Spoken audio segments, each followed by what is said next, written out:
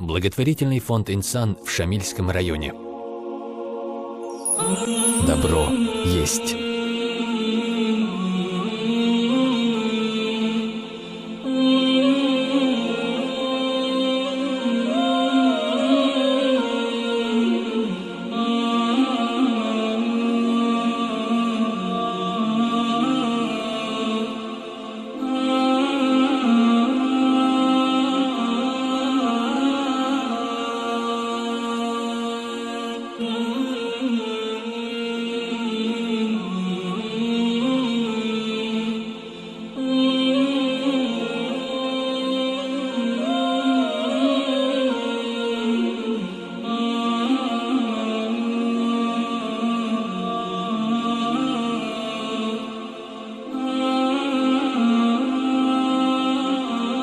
Geceden kalsan, konuşuyor da bu ki anda haduk hani paraya harcıyorsun. Bu yönet ediyor lan.